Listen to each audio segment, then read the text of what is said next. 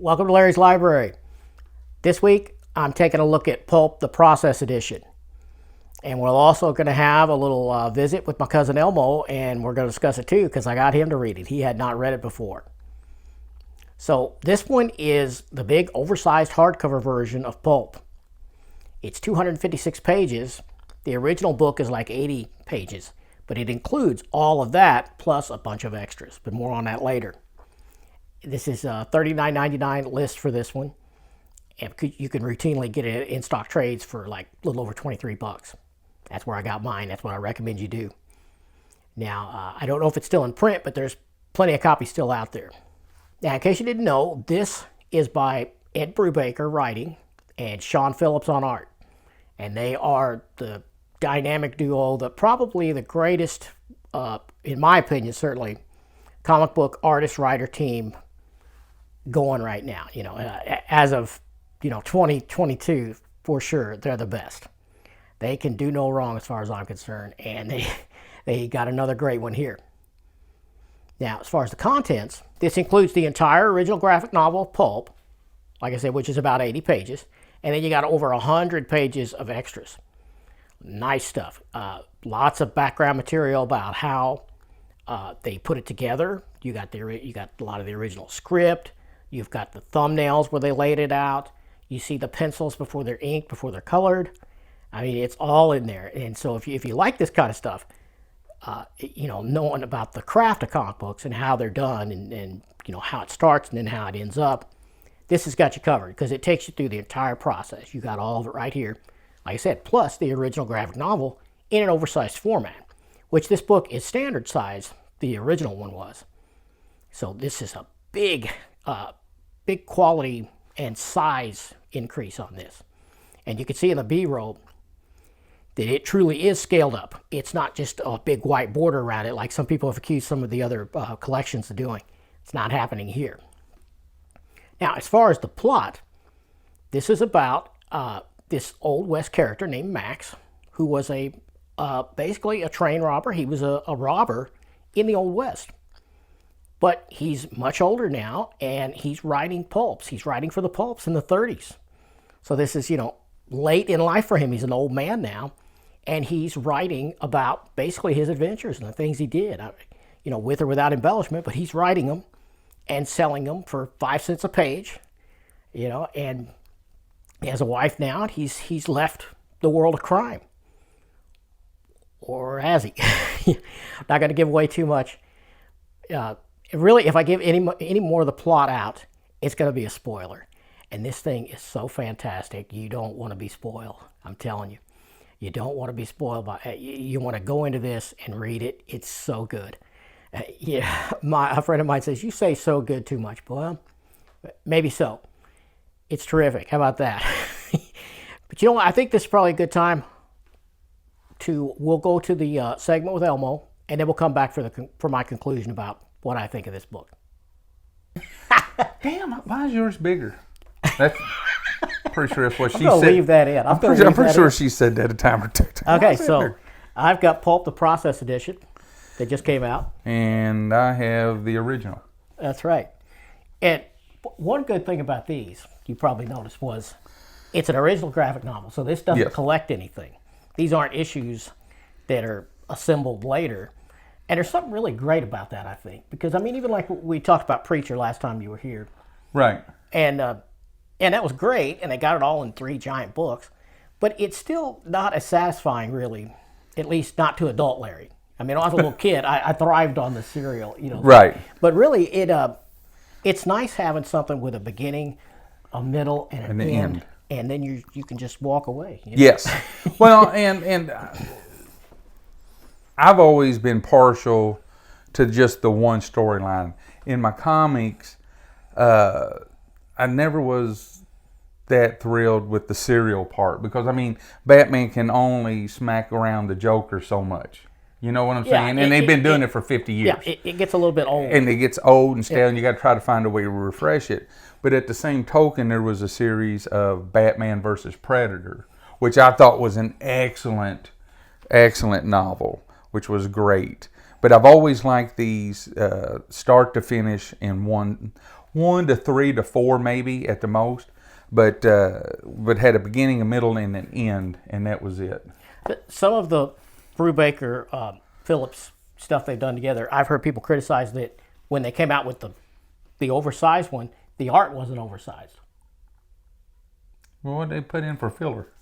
Well, they collected all together, but the page wasn't actually. Let me show you. Yeah. I got one right here. Oh, you mean other? Oh, I'm sorry. Never mind. Yeah, Okay, that's not the example I wanted. Oh, I thought you meant Pulp. No, some of their other stuff. Well, I guess I'm not going to show you right now, but it's but somewhere. where there's a big white border around the Got you. oversized page. Yes. Okay. Now. So let's compare these, and I'll put some B-roll in so they can see, because they're not going to be able to see this. But for example, oh yeah. That's corner to corner. Yeah. Yeah. Just like that. Yeah. Corner. So this is edge to edge. See it. Let's try it. Let's hold it up like that. Edge to edge. edge. That actually, this is for real oversized. Right. That's scaled to the page. Yeah. It didn't just inset it and then put a big fat white border around it. So what this is, that's lazy. That's laziness. That's laziness on the printer, to be honest. And that happened with a couple of their books, but it didn't happen here. And what this is like you remember the Criterion DVDs? Yes. Back when DVDs were the king, you know. I guess they're probably still around, but where you would get the entire movie and then you'd get extras. Yes. A lot of extras. Yes. And then you could even watch the whole movie with director commentary running instead for the correct. Audio. Well, that's kind of what this is. This has the entire story is in it, plus you've got, look at this. You've got all the storyboards. Yeah. You got an article about how he thumbnailed stuff, and you got the full script, and then you've got it in several layers of finished. You know, you got, yeah. Well, here. Well, I didn't realize. I haven't seen that one. No, and I did not realize how much it actually. I mean, I knew about storyboards and stuff like that. Well, I think every creator's different. You know, they don't all do it the same way. Correct, but I never knew. But these two have been working together for like 30, 40 years, and they've got a really awesome system down. I think they're probably the greatest team currently working in comics as far as two creators constantly being together on something. Yeah, I love the artwork, and I love the color scheme, the burnt orange, give it that old West feel. Yeah, like a sepia kind of deal. Yep. Yeah. Give it that old West feel and stuff like that. So how believable was it for you? All right. This is the first time you've read it. So that's the first time I read the book. When you told me about it, I thought, man, this is going to be great. We got cowboys, love cowboys. Always love Westerns. Yeah. Love cowboys. Killing Nazis, second favorite thing I love to do in video games is kill Nazis. Especially American Nazis. For some reason, the American Nazis. I didn't realize it was American Nazis until I really got into the book. Well, right. You just said Nazis. You just said Nazis. I was all about killing Nazis. And I thought, man, the only thing that's missing through this is some supernatural doomahickey to go along with that storyline. That hook doesn't happen. Yeah, that hook doesn't happen. But I didn't ding it for that. I started to read the book, got really into it, but this is where you're going to be a little upset. I kept getting the feeling like I've seen this before, and I've never read the book. I kept going, where have I seen this? Where have I seen this? The plot, I've seen this plot before, and I have, and I got 2 words for you. Unforgiven. Really? The movie. See, I've seen Unforgiven, but I don't really remember much. Well, so the stories are different, but the outline to me was the same. You got the main character who is retired from his previous profession. Oh, and there will be spoilers here, so just okay. warning you now. We're going that deep? Oh, okay. That's fine. We can go that deep. Yeah. All right. So you had the main character who, because of the love of a woman, got away from his previous profession. Okay. Then along comes a situation, right? In Unforgiven, a prostitute gets disfigured. He ends up going to take another job to take down a bad police officer, all right, that runs this town. This guy right here used to be an outlaw in the West, gave that up for a good woman. Then the guy that tracked him down for years comes to him with a proposal to rip off and the American Nazis. There's some parallels. That's what Yeah. I'm saying, and it overlapped. The parallels were enough to me to distract me from the story. Oh. That's what I'm getting I guess at. I didn't remember enough about Unforgiven for that to really register.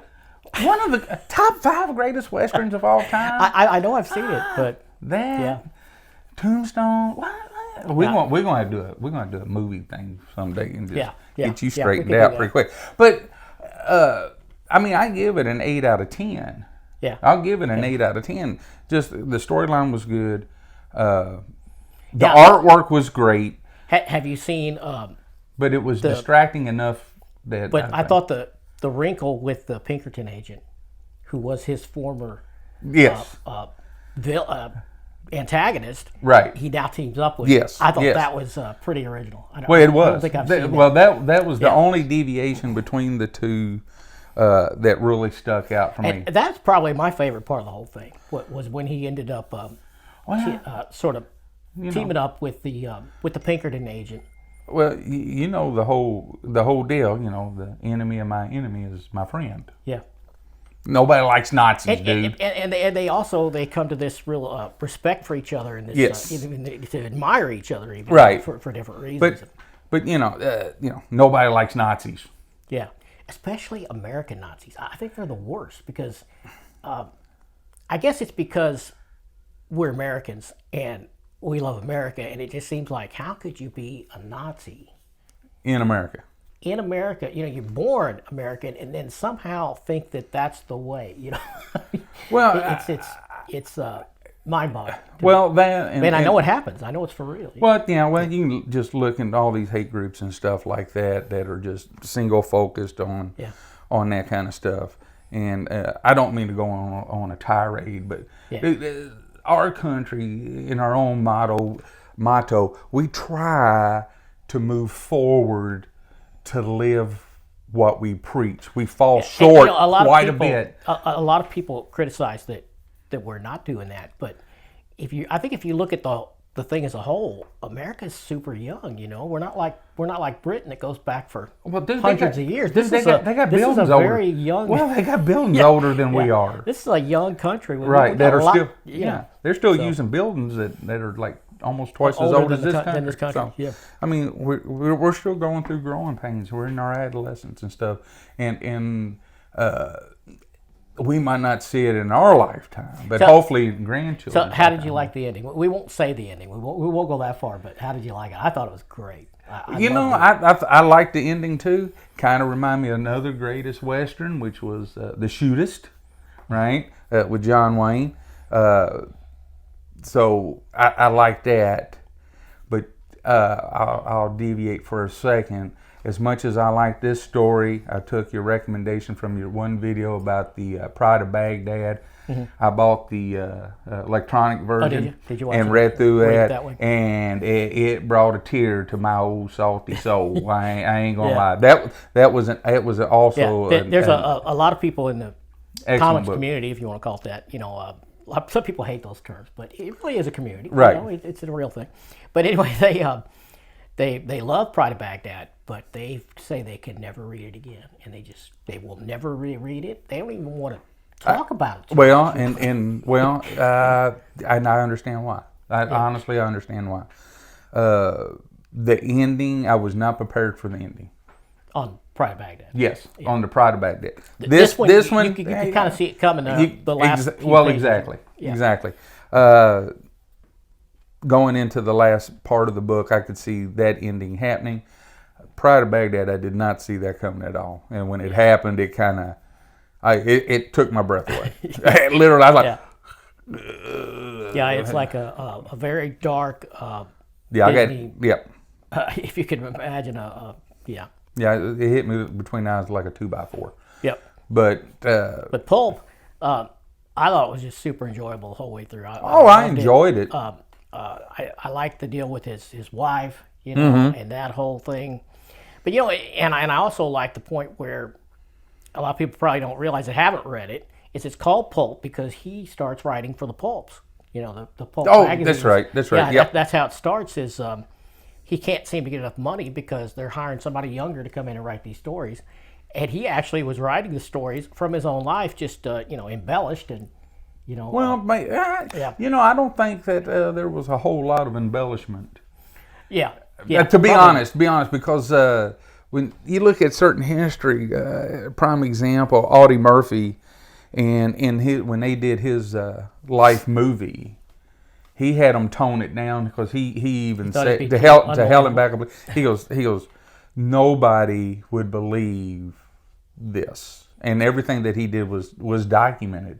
But if you saw it on the screen, you'd think that Hollywood did an embellishment, so they had to tone it down. I'll have to send you some of the YouTube interviews with Ed Brubaker. He, to me, he writes like he's probably one of those old souls, that cliche that he's an old soul, because he's younger than us, but he seems to write like I don't know, sort of old fashioned. He's got a grip on all these years too. And he has another book he did called The Fade Out. You should read that, and that's about old Hollywood and all kinds of corruption going on there. Is it kind of a noir type? Yes. Dude, I love that kind of stuff. I do have that. Lord, I'll be walking out with another book, y'all.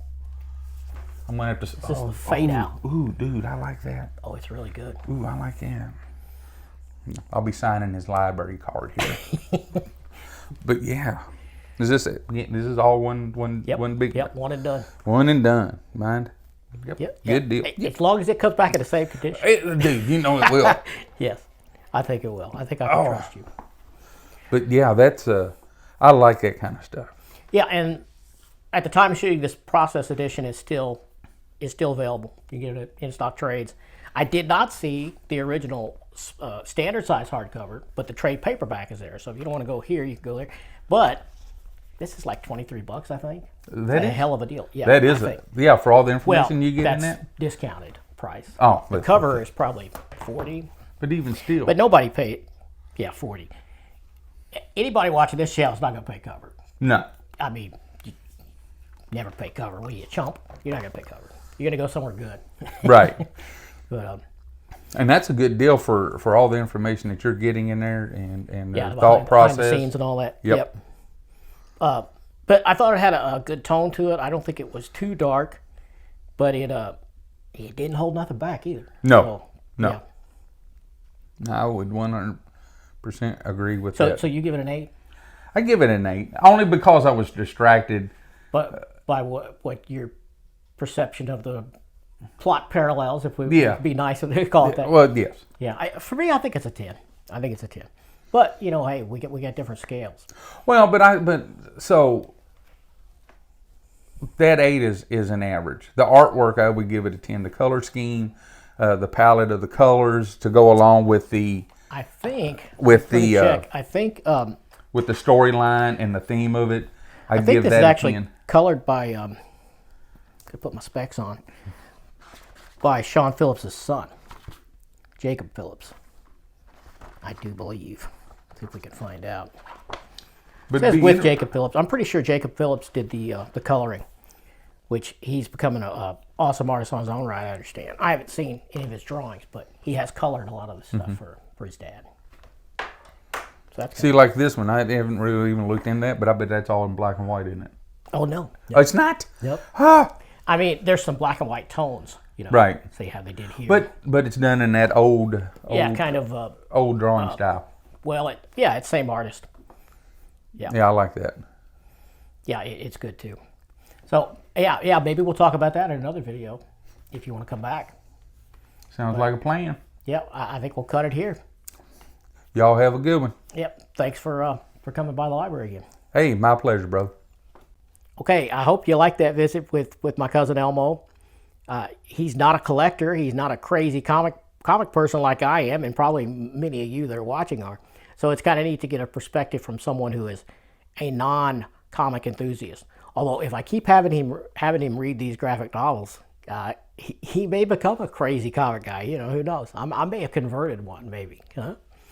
But anyway, if you heard that, you got through that. Elmo said he gives it 8 out of 10 because he thought it was a little derivative of some of the Western films. I disagree. For me, this is 10 out of 10. Yeah, just get it. If you collect beautiful hardcovers, this is the one. Grab it. get it and then give away or sell your old copy if you already had the small version. But yeah, this is fantastic.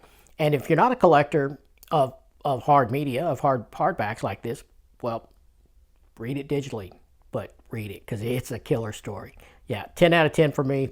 That's all I got this week. And hope you like that. And if you want to come back for more, hit subscribe, bell notify yourself so you don't miss out on anything coming up. And I'll see you next time.